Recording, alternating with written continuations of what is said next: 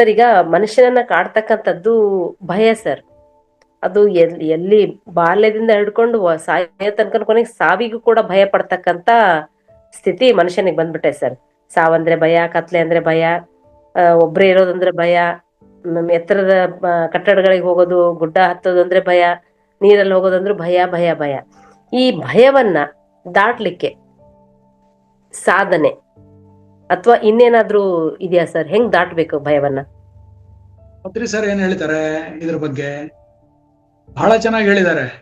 ಜಗತ್ತಿನಲ್ಲಿ ನಾನಾ ರೀತಿ ಭಯಗಳಿದಾವೆ, ಆದ್ರೆ ಸಾವಿನ ಭಯ ಇದೆಯಲ್ಲ, ಬಹುಶಃ ಇದು ನನ್ನ ಕಳೆದ ಸಂಚಿಕೆನಲ್ಲೂ ಕೂಡ ಈ ಭಯದ ಬಗ್ಗೆ ಪ್ರಶ್ನೆ ಬಂದಿತ್ತು ಅಂತ ಅನ್ಸುತ್ತೆ, ನನಗೆ ನೆನಪಾಗ್ತಾ ಇದೆ ಈಗ. ಹೌದು ಸರ್, ಹೌದು ಸರ್. ಇರ್ಲಿ, ಇದನ್ನ ಇನ್ನೊಂದು ಸ್ವಲ್ಪ ವಿಸ್ತಾರವಾಗಿ ನಾವು ತಿಳಿಬೇಕು ಅಂತ ಅನ್ನೋದಾದ್ರೆ, ನಿರ್ದಿಷ್ಟವಾಗಿ ಪತ್ರಿ ಸರ್ ಏನ್ ಹೇಳಿದಾರೆ ಅಂತ ನಾನು ಕಳೆದ ಸಂಚಿಕೆಯಲ್ಲಿ ಹೇಳಿಲ್ಲ ಅಂತ ಕಾಣುತ್ತೆ. ಈಗ ಈಗ ಅದನ್ನ ಹೇಳ್ತೀನಿ ಮೊದಲು, ಆಮೇಲೆ ಅದರ ಬಗ್ಗೆ ವಿಶ್ಲೇಷಣೆ ಮತ್ತೆ ವಿವರಣೆಗೆ ಹೋಗೋಣ.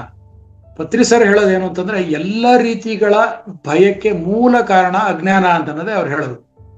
ಮತ್ತು ಅದರಲ್ಲಿ ಅತಿ ದೊಡ್ಡ ಭಯ ಯಾವುದು ಅಂತಂದ್ರೆ ಸಾವಿನ ಭಯ.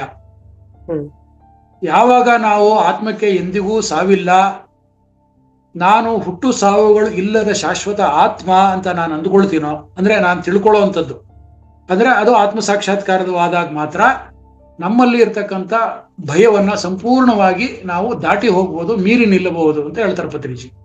ಬಹಳ ಮುಖ್ಯವಾದ ವಿಚಾರ.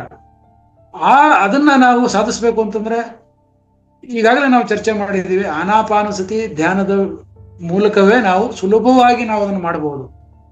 ಎಷ್ಟೇ ಪುಸ್ತಕಗಳನ್ನು ಓದಲಿ, ಎಷ್ಟೇ ಥಿಯರಿಗಳನ್ನ ಕೇಳಲಿ, ಪ್ರವಚನಗಳನ್ನ ಕೇಳಲಿ, ಎಲ್ಲವೂ ಕೂಡ ಕೇವಲ ತಾತ್ವಿಕ ಜ್ಞಾನ, ತತ್ವ ಸಿದ್ಧಾಂತವೇ ಆಗತ್ಯವೇ ಹೊರತು ಸಾಧನೆ ಆಗೋದಿಲ್ಲ. ಸಾಧನೆ ಆಗ್ಲಿಲ್ಲ ಅಂದ್ರೆ ಸಿದ್ಧಿ ಅಂತ ಅನ್ನೋದು ನಮಗೆ ಸಿಗೋದಿಲ್ಲ, ಫಲ ಅಂತ ಅನ್ನೋದು ಸಿಗೋದಿಲ್ಲ. ಸೊ ಅದು ಫಲಿಸಬೇಕು ಅಂತಂದ್ರೆ ನಾವು ಬೇಕು ಅಷ್ಟೇ. ಸೊ ಈ ಜಗತ್ತಿನಲ್ಲಿ ಭಯ ಅಂತ ಅನ್ನೋದು ಯಾವುದೂ ಕೂಡ ಇಲ್ಲ. ಯಾಕೆಂತಂದ್ರೆ ನಾವು ಯಾವುದೂ ಕಳ್ಕೊಳ್ಳಲ್ಲ, ಯಾವುದೂ ತಂದಿಲ್ಲ ನಾವು ಈ ಭೂಮಿಗೆ.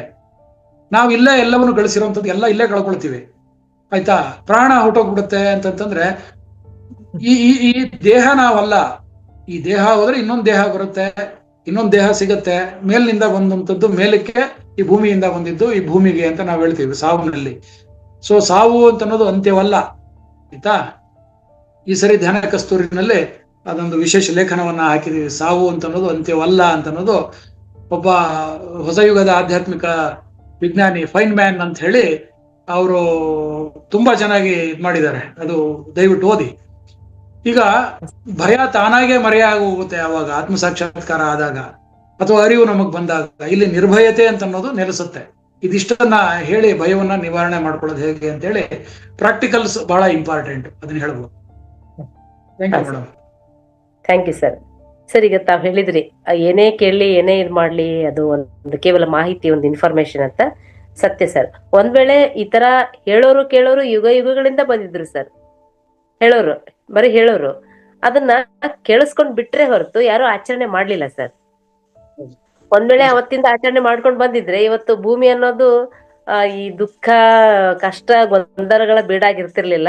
ಅದಕ್ಕೆ ಆಚರಣೆ ಬಹಳ ಮುಖ್ಯ ಅಂತ ತಾವ್ ಹೇಳಿದ್ರಿ ಸರ್. Thank you sir. ಆಚರಣೆ ಮುಖ್ಯ ಮುಖ್ಯ ಮುಖ್ಯ. ಅದು ನಮ್ಮ PSSM ಸೊಸೈಟಿಯ ಒಂದು ಸ್ಪೆಷಾಲಿಟಿ ಅಂತಾನೆ ಹೇಳ್ಬೋದು ಸರ್. Thank you sir.